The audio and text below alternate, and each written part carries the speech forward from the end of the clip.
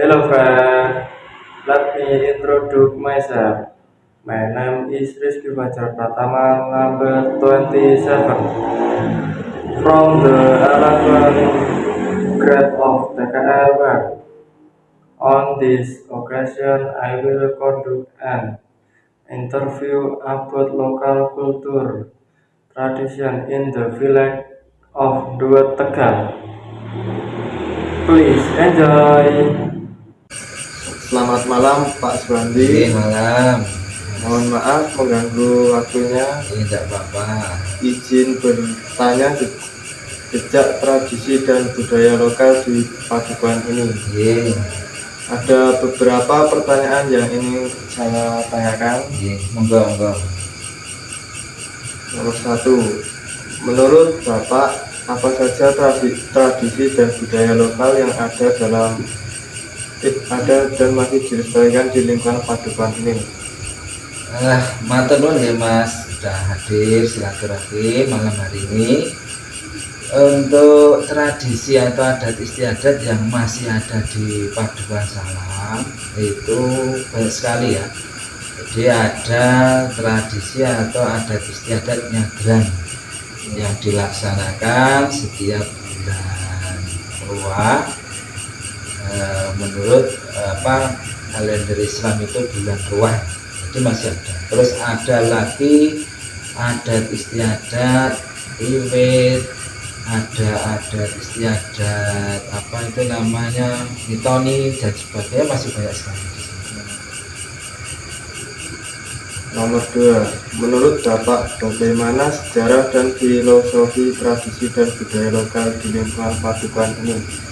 Kalau filosofinya atau sejarahnya ya, untuk misalnya adat istiadat atau tradisinya itu kan filosofinya satu, mendoakan keluarga yang sudah meninggal, satu keluarga itu meninggal, didoakan kepada Allah SWT untuk mendapatkan nikmat kubur. Terus yang kedua, ada filosofi atau manfaat sejarahnya itu menyatukan masyarakat atau meningkatkan kerukunan masyarakatnya juga. Dan itu kalau kita telisik lebih jauh, itu juga karena adanya perpaduan budaya antara Islam, kepercayaan atau agama-agama yang lain yang sebelum Islam datang. Itu filosofi. Maka ruah itu adalah mengingat ketika bulan, kalau orang Jawa yang mengatakan bulan arwah ya, atau istilahnya mengingat kembali kepada saudara-saudara yang sudah mendahului, dan itu juga perlambang bagi yang masih hidup untuk lebih bertakwa, lebih banyak beribadah juga. Lanjut nomor 3, menurut Bapak apakah ada nilai-nilai Pancasila yang terkandung dalam tradisi tersebut? Ya ada, jelas. Satu kan ketuhanan yang Maha Esa. Di situ kan mereka dalam tradisi nyadran itu kan ada namanya tumpeng kecil, berbagai bentuk kelengkapan yang lain. Contoh tumpeng itu kan ke atas ya, istilahnya kalau berdoa itu hanya kepada Allah. Allah itu Tuhan yang Maha Satu, yang Esa, yang hanya satu. Jadi kalau dikaitkan dengan Pancasila ya selaras, tidak ada masalah. Nomor 4, menurut Bapak apa saja manfaat atau fungsi yang diperoleh dari tradisi ini bagi masyarakat? Kalau fungsi atau manfaatnya ya banyak ya. Antara lain manfaatnya itu kan ketika nyadran itu yang hadir tidak hanya satu per 2 ya. Keluarga yang jauh hadir, datang bertemu dengan saudaranya, jadi silaturahminya lebih erat. Manfaatnya itu salah satu. Nomor 5, bagaimana pandangan Bapak mengenai pentingnya tradisi budaya lokal bagi masyarakat? Kalau menurut saya untuk pentingnya itu ya sangat penting ya. Ketika manusia itu kok kehilangan tradisi ya, nanti akhirnya apa hilang satu identitas orang Jawanya itu nanti hilang. Jadi perlu dilestarikan, tapi yang saya dalam tanda petik ya, tradisi-tradisi yang baik, tidak banyak melanggar apa istilahnya boros-boros dan sebagainya itu.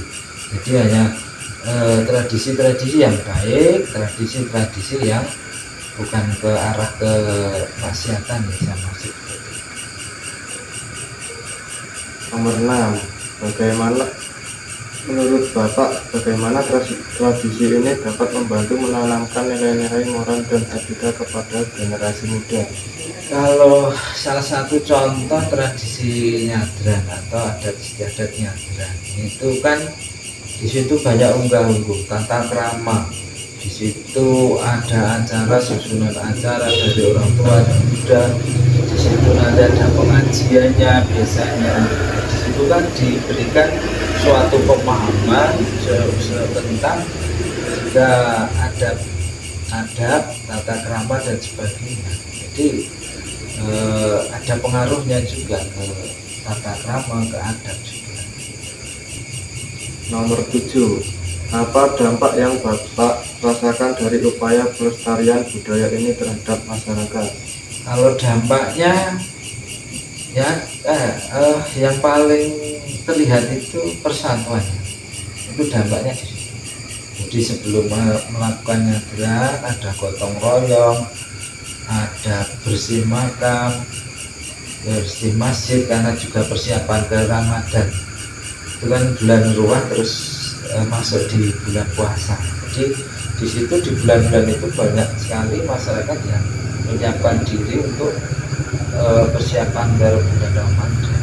Jadi ada banyak sekali. Nomor 8, bagaimana cara pemerintah mengedukasi generasi muda agar mereka tertarik dan mau berpartisipasi dalam melestarikan tradisi?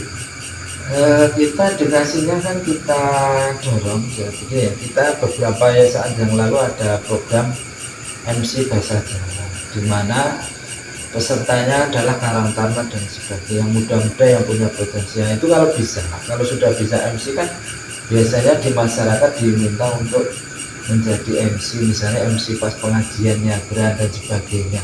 Jadi itu juga salah satu dukungan pemerintah edukasi ke muda-mudi untuk mencintai tradisi yang ada. Nomor 9, menurut Bapak apakah ada perubahan yang terjadi dalam pelaksanaan tradisi ini seiring waktu? Ada.